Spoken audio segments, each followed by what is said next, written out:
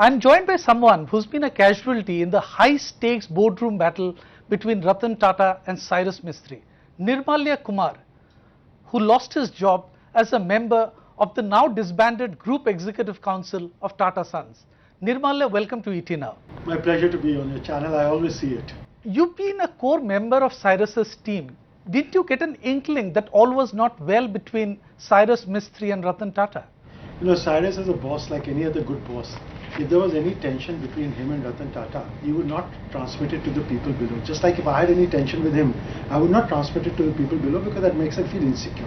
What I did observe was that over the last 2 years especially, he must have had about 10, 15, maybe 20 meetings with Ratan Tata, and they were often long, 2, 3, 4 hours, and often he would ask me, can you, Nirmalya, help me prepare some documents for those meetings?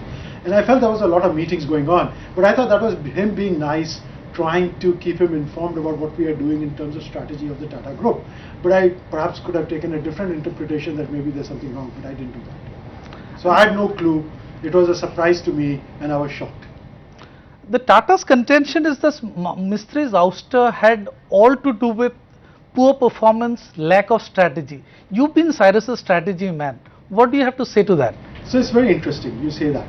Now let's take this. I'm going to take a few minutes to answer this question. Because firstly, the initial letter which said he was being replaced did not mention any reason. Later it was said it was poor performance and lack of strategy. So let's take them separately. So if you take poor performance, I don't know how you would assess performance, but I think after they said it, several papers did an analysis to show that the performance of the Tata Group under him was 14.9% annually increase in market cap compared to the BSE of 10.4%. And some people also did before and after computations to show he performed well. But the more important thing is Cyrus is one of those people who was evaluated non-stop. The board for effectiveness framework he put in place required that 50 to 60 directors evaluate him every year. The question is, what is in those evaluations, right? Because that is the best indicator, and they did it for 2 years at least.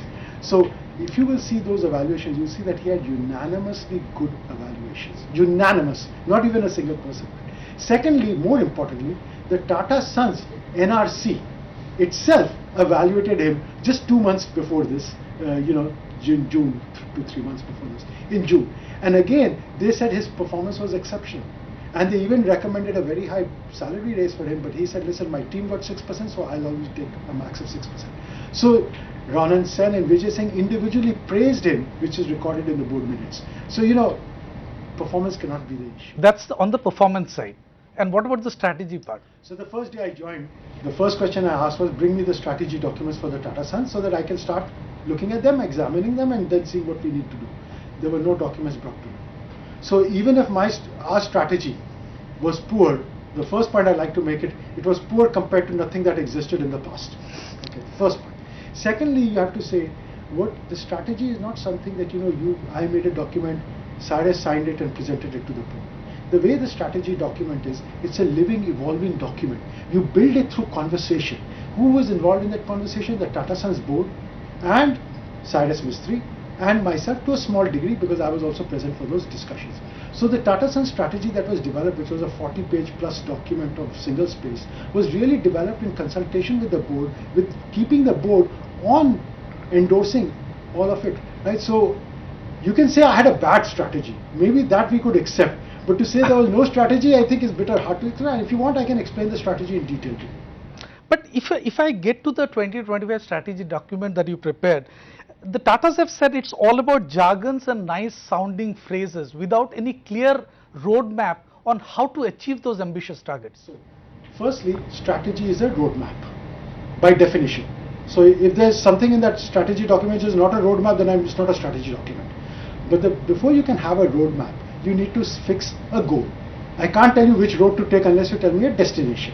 So that's why it's very important to have a strategic objective. The first thing we did in 2014, early 2014, is set the strategic objective for the group, which was to be as valuable as the 25th largest market cap company in the world in 2025, which meant we had to be $350 billion in market cap, which implied a growth rate of 10% per annum in dollar terms, which is a healthy growth rate, which means in rupee terms about 14% given the average depreciation of 3%. Then the question became how to get there.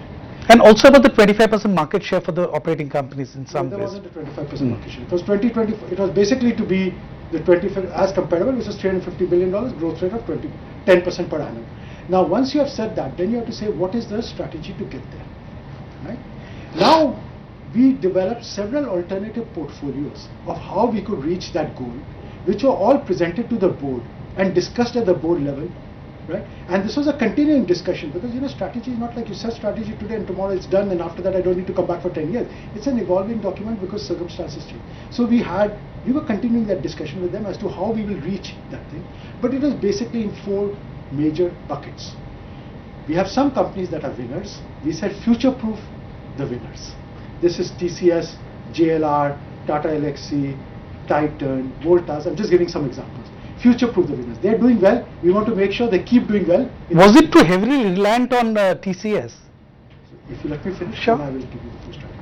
So the first was future-proof them. Don't make sure that they don't go down. I can't say I don't want to be too reliant on TCS, so let's slow TCS down. That would not be a good strategy. That would be a bad strategy. Right? So make sure the future-proof the winners, which means TCS has some business model challenges. Let's fix them.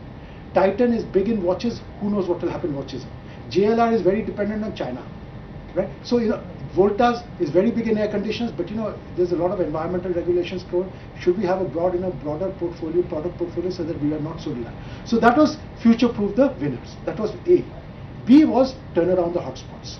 See, sometimes when you have problems, you can ignore them, but the hotspots were so large in scale, and so much of the group's invested capital was in these hotspots that you could not ignore them. You had to confront them.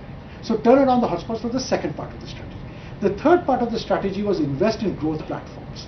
These were growth platforms which we felt could grow faster than the portfolio. For example, finance in this country is growing at 20% per annum. Our finance footprint was a certain size. We felt it could go even faster than 20% and definitely faster than the portfolio of 10%. Right? So invest in that. Second place we would invest in TGBL. Why? Because again, its consumer products is growing very fast in this country. You could grow it faster than 10% the overall portfolio speed. Then was infrastructure, defense, Voltas. So we said there are other group of companies which if you see as growth, the Tata Chemicals consumer products business, which we can grow faster than the portfolio growth of 10%. So invest in those, invest money in those, make sure that you do innovation there, you do partnerships there, whatever needs to be done to grow that part of the portfolio. And then the fourth group was what we call seed the next generation businesses. These next generation businesses, like we launched 3, Tata Click, Tata Health and Tata IQ. In the 2025 time frame, they would not be major in terms of market cap contribution, but they would set the growth platforms for the next 10 years. So it was future-proof the winning companies where we are doing very well, turn around the hotspots where we are in trouble, invest in the growth platforms that can grow faster than the portfolio, and lastly, seed next generation businesses. And what you have to realize is that the Tata strategy is a very complex thing. Because, and one of the things Cyrus Mistry was very clear is we have to have different parenting styles for different companies. In the first group, we are behaving like a company which is doing very well. You want to just make sure it keeps on tracks and keeps doing well. In the second, we are behaving almost like a PE company which is in the repair business. In the third, which is about the growth platforms, we are behaving like a classic business groups. You'd use the country's growth to grow this platform. In the last one, we are behaving almost like a venture capitalist where we seed new businesses in the hope of some of them. So one of the big things is that, you know, you can't come into Tata Group and say next day I'll set a strategy. You have to first understand what you have. You have to understand the complexity of the group. You have to understand the strengths and weaknesses of the group companies. You have to understand the strengths and weaknesses of Tata Sons, and then have a different parenting style for the winners, for the turnaround the hotspots, for the growth platforms, and for the new generation businesses. But when the strategy document didn't get the Tata Sons nod in June 2015, December 2015, June 2016, what did you make of it? I did not, but you are saying that. I did not say that. But that's what we are given to understand that. Do you have the board minutes? No, I mean, the Tatas have said that it was presented on 3 occasions. Just ask them for the board minutes. The board minutes will reveal whether they said no or yes. So when was it finally presented to the board in that case? You see, but again, you are saying the Tata strategy is like a compliance thing. I offer it and say yes or no. It's not like that. The Tata strategy kept evolving and would have kept evolving for the next 25 years where we would have been there. You see, because today the circumstances change from tomorrow. So the when you have a strategic conversation, it's a conversation that's very important, that involves all the people who should be involved in the conversation, which is the group chairman and the Tata Sons board. At the end of that conversation, you come to a mutual understanding of your strengths, your weaknesses, the challenges, the opportunities, where you are, what you want to be, and how you're going to get there. So there's no such thing as approval, disapproval. It's a joint. So that strategy document is a joint understanding between Cyrus Mistry and the Tata Sons board. So if today you say that you are not for that document, you're saying that the Tata Sons board made a mistake. But did it harp more on the past versus present rather than tackling the current problems? It didn't talk anything about the past, it only talked about the future. I mean, how do you tackle the past problems? I'm talking about the legacy issues here. Legacy issues. We saw them as current problems which we have to fix. So turnaround of the hotspots was about fixing the problems. There was no mention about legacy or past problems. It just said, this is the problem, this is the solution we will put in place. We were very clear. Cyrus Mistry was very clear. He had banned anybody from talking about the past as a problem. You will never see a statement from Cyrus Mistry in public or in private before 24th of October where he ever blamed the past for any problem he faced. He was very clear about that. We as a team were very clear about that. Any group that has been in business for 20 years will have some problems. It's our job to fix these problems. You were part of the Group Executive Council, and the Tatas have said that the Group Executive Council that Cyrus Mistry had, that lacked the competence, that lacked the experience to run an organization as complex as the Tatas. What would you say to that? That's a matter of opinion. I accept their opinion. My opinion is different. Having said that, every year the Tata Sons board, see, I can't say the Tata Sons board, right? Because when you say people, I don't know which people you're talking about. Who's saying this? I don't know who's saying this. Tata Sons board every year approved the hiring of the Group Executive Council, approved their compensation. So if they have any problems, these people that you're now talking to are saying that the Tata Sons board didn't do their job. I beg to disagree with that. But I just want to understand, for example, when Cyrus Mistry is removed as the chairman of Tata Sons, what's your view? Shouldn't he have stepped down from the operating companies as well? Given that the draft guidelines that were submitted by Mr. Rajan, NS Rajan, it clearly suggested that the chairman is the chairman of operating company because of the past vested in him as the Tata Sons chairman. Listen, you are assuming that the firing of Tata Mistry is A, right, and B, legal. I'm not saying anything. I'm just. If that is true, then we will take on that question. But the premise of your question is wrong. The premise of the question is, he was the chairman of Tata Sons. His last performance evaluation in June was fantastic. Before they fired him, did they consult the NRC reports of 50 plus that are there? Did they talk to the independent directors of the operating companies to get feedback on his performance? Right? I mean, there's a process, right? You want to fire somebody as big as the chairman of Tata Sons, you have to follow a process, right? Did they go and talk to the independent directors of the operating companies asking for feedback on his performance? And the reason that the independent board members today are supporting Cyrus Mistry is not because they are in cahoots with Cyrus Mistry, not because they are a coterie of Cyrus Mistry, not because they are henchmen of Cyrus Mistry. They are supporting him because they believe he has the right strategy, because he kept them informed about all the decisions. He tried to get unanimity at the board, and the NRC themselves of these companies said he's doing a fantastic job. So for the independent directors to suddenly turn around 2 months later and say, we don't trust you anymore, they are, what does that say about their independence? What does it say about their judgment? What does it say about their backbone? But it's also a matter of fact that the independent directors and many of the operating companies, I mean, that board is split down the middle. Is it a good sign? Listen, I am not to comment on whether it's a good sign or a bad sign. All I can tell you is the independent director should make a judgment based on whether they think Cyrus Mistry is the right person to lead the companies, A, based on being consistent with their own NRC recommendation assessment earlier, and B, most importantly, what is best for the company. Remember, an independent director does not belong to anybody. They are by definition independent. They have to do what's best for all shareholders, including the promoters as well as the minority shareholders. Tell me something. I mean, some of the issues that Mr. Cyrus Mistry is raising, I mean, are they very relevant? For example, whether TCS, Ratan Tata wanted to sell off to IBM in the 1990s. We are talking of an era when FC Kohli was the chairman. It's the JRD era of the Tata Group. Do we need to raise those issues? I mean, does it achieve anything? Does it achieve anything to raise the issues that the Tata Sons people are now raising, that you are feeding to me, like his performance was not very good? That's the relevant issue.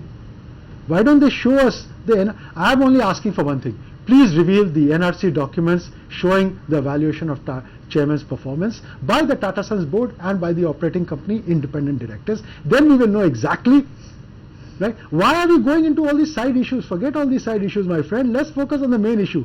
You fired somebody, you have to give a reason. Okay? Now let me tell you what's happened. Let's take this out of it. When he was fired without explanation, they did not perhaps expect that they would get feedback on it, and people would ask them for the reason. Because what happens is, when you go around walking with a halo and you have a bunch of sycophants around you and you live in that bubble, right? Nobody ever tells you the bubble pricks the bubble, right? So suddenly when they started getting all this criticism as to why Cyrus Mistry has been formed and how he has been fired, right? Now they are clutching at straws to hide their nakedness. I mean, we are bringing up all irrelevant issues, my friend. The only issue that matters is, did Cyrus Mistry perform or not perform? The answer to that lies in the NRC reports. I suggest we reveal all NRC reports. Got it. In fact, there's also a general feeling that Ratan Tata never stepped down. All he did was backseat driving. I mean, this is something that you, during your stint at Tata Sons, did you see something like that happening? So I cannot subscribe to this view, because I was not in contact with Mr. Ratan Tata. I met him once for 10 minutes after I joined. After that, I never met him. Any interactions that were taking place between Mr. Ratan Tata, the trusts were conducted by Cyrus Mistry, and he never informed me as to what was happening in those meetings. Right? It was not my job. My job was to do the strategy for the Tata Sons. If he got any feedback from them, he fed that to me, and I took that feedback on board for making the Tata Sons strategy. But whatever the relationship was, I was not privy to that. Sorry. But how easy will it be for the new man to fix things? Because at the end of the day, what worked to Cyrus's advantage is that he was a large shareholder of Tata Sons too, and the new person in could be a rank outsider. Listen, I have to see the person before I can say whether they can do the job or not, right? These are big issues. They have a Tata Sons committee. I understand the committee is almost the same as the last one, so I'm not sure how it would do a better job the last time. In fact, the Tatas have also taken the first step to remove Nusli WADIA as the non-executive independent director of 3 operating companies: Tata Steel, Tata Motors and Tata Chemicals. How do you see that playing out? Listen, Nusli is a man big enough to defend himself. I don't need to defend Nusli WADIA. Okay, all I can say is, you can't say just because an independent director votes what's best for the company, I'm going to fire them and I'm going to start moving them out. Because then you're saying, what is this? This is a promoter-led company. Independent directors also have to toe the promoter's line. Suddenly you have made the Tata company into any other Lala company, my friend. So do you see that setting a precedent where the independent director his independence is being questioned by the promoter? I don't know if his independence is being questioned. They're just saying you are independent till you don't vote against us. There could be, questions on the way Cyrus Mistry was removed. But at the same time, don't you think he's fighting a losing battle? At the end of the day, it's the promoters who decide who the chairman is. Again, you're telling me it's a Lala company, the promoters decide who the chairman is without any process. That's what you're saying. It's not the promoter's right to fire anybody, right? So what you're saying is... The promoters would say we followed the process that needed to be followed. What was that process? I'm talking about the new person who will come in. The new person will do whatever the new person does. But you have to remember, we are talking about a situation where without any explanation you fire somebody. Right? That's not the right process, my friend. That's not the way you would do things, right? Before you fire somebody, you first have a responsibility. Like, I have to say, I'm not against firing people. I have fired myself people. First you tell them, listen, my friend, I sit down with you, I explain to you what's wrong. Then I tell you, I'm going to give you some time to improve. I'm going to help you and coach you improve. If after that you haven't improved, then I'm going to put it in your performance evaluation, after which I will fire you. That's the process of firing any human being. But on the whole, don't you see this as an ego battle playing out between Ratan Tata and Cyrus Mistry? If you know Cyrus, you know he doesn't have any ego. One thing about Cyrus, he doesn't have any ego. He is doing this. When he joined reluctantly. He joined only for one reason, to make the Tata institution stronger. Why? Because he believes the Tata institution is a jewel for this country. It's linked intricately to the development of India. The brand of Tata is linked to the brand of corporate India. If you sully the brand of Tata, you're sullying the brand of corporate India. So he was very clear, when I joined, and even today, I'm fighting to make this institution stronger. And he will continue to fight to make this institution stronger so that it has the kind of corporate governance that makes it a beacon in India for corporate governance. And that's what he was fighting for. He was fighting to make sure that the corporate governance of Tata, because the Tata brand rests a lot on corporate reputation. So the Tata corporate governance has to be of the highest order, and he's fighting for that. And if they fix the Tata corporate governance, I suspect he will just be happy to leave. But how would you rate the performance of Cyrus Mistry as the chairman of Tata Sons? It's not for me to rate. It's for the NRC to rate. Please ask for the NRC reports. Why should I, as an employee of Tata Group, as a subordinate to Cyrus Mistry, rate his performance? He's been already evaluated by 50 to 60 people last year in the NRC. Let's get all those reports and see what their evaluation was. Who's Nirmalya Kumar to rate Cyrus Mistry? Well, in less than 3 weeks, I mean, the Tata Mistry spat will reach the shareholders of the operating companies. Yeah. What do you think with the verdict from the shareholders? And if they vote against Mistry, what are the options available for him? I have not thought that far ahead. It's for Cyrus Mistry to think about his options. All I can tell you is that he is fighting for Tata Group as an institution, and he wants to have the highest corporate governance. It's not about him, to tell you. People think it's about him. It's not about him. But when you take it, the one thing I would say in this thing, India is a country where we are all larger than life characters. We are very blustery in our way and our manner, including myself. Cyrus is not like that. And I think it's a mistake for people to have misunderstood his quiet confidence, his inner strength as weakness. And this is a mistake and a miscalculation on the part of the others. You should not mistake somebody who is just quiet, who by nature is soft-spoken, who by nature has great self-belief, but does not display it through loud mouth talking and through putting himself in the press and through building a reputation for himself. Don't mistake that for a weakness. And I think what has happened is when they fired him, they did not expect a fight back. And I think this came as a big surprise. This came as a surprise to them. And why didn't they find this? Why did they not expect this fight back? Number one, probably they misunderstood his quiet confidence for weakness. Number two, when you live in this bubble of sycophants, they never tell you any discordant news. So you're not used to dealing with criticism. But don't you think it's a matter of time before Cyrus Mistry is removed as chairman of all the Tata operating companies? You'll see that. It may happen, it may not happen. Remember, the Tata Group only owns 25% in many of these companies. Yeah, that is there, but at the same time you have the Tata brand. I mean, I'm sure realistically speaking, many of the institutional shareholders may want to side with the promoter group. Let's not talk about the future, which is unknown. On 23rd of October, I did not know on 24th he would be fired. Who knows about the future? Things are in a flux. Let's wait till it happens, And please remember that the Tata name cannot be taken that easily away from the Tata companies. It's in Tata Steel is called Tata Steel. It's incorporated as Tata Steel. Tata Power is incorporated as Tata Power. It's not that easy to take away the names of these companies. But that's the threat that is there for many of the operating companies today. And when you are in a fight in a schoolyard, you make a lot of threats. Doesn't mean you're going to follow through on all of those threats. How many threats have you made in life when you were fighting somebody? It doesn't mean you follow through on all of them. Because I was interviewing, and sometimes you may not have the capability to follow through on all of them. It's just bluster. Nirmal, I was interviewing your former colleague Harish Bhatt from the GEC. I mean, he has now been made the chairman of TGBL. Now, he was telling me that the biggest risk factor today for the company is that the kind of hostility that is there between the chairman and the promoter, and that's something which is not in the best interest of the company. Who started this hostilities? Did Cyrus Mistry come up and say, I want to start this hostilities, or was the hostility started by Tata Sons? He did not start the hostilities. You're now saying the victim, you're saying blame the victim. What is this? So what is the risk for the Tata Group because if you look at the operating companies, most of the companies run the risk of losing the Tata brand. They run the risk of the kind of corporate guarantees that are provided by the parent company. I disagree with you on this. So let's agree to disagree on this. It doesn't mean I'm right. I'm just going to respectfully disagree with you. One, the Tata brand is in the names of many of these companies. There's a Tata brand BBBEP agreement. You can't remove the Tata brand just willy-nilly. Number two, on the corporate guarantees, let me just say the corporate guarantees have only been given for one company, which is the telecom. For the other companies, there are no corporate guarantees on the loans. As a strategy man, were you also involved in the viability of the Nano? Because this is one project which Cyrus Mistry felt was being a huge burden for the group and Tata Motors per se. I mean, did you look at the viability? What did the... So you have to remember, my role is at the Tata Sons level. Not My at the job operating is company not at level. the operating company. That was for the Tata Sons board. The Tata Sons board was pushing Cyrus to perhaps go faster on the Nano.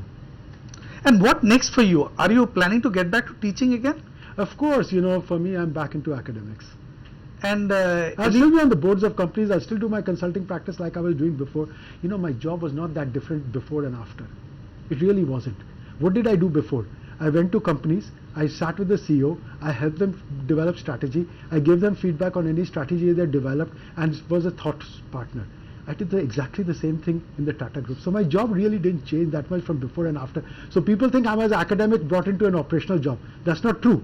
I was an academic playing a thought partner role to companies across the world. Now I was just playing that role to the Tata Group. That's all. any plan to write a book on your experience of the Tatas and more importantly how it all ended? Of course. But I have to get 6 months to a year to get some distance from this problem. And then we will, you know, of course, there is a book in here, there's a case in here. I will be teaching about this for the rest of my life. Thank you very much. Thanks a lot, Nirmalya, for speaking to each other. Thank you.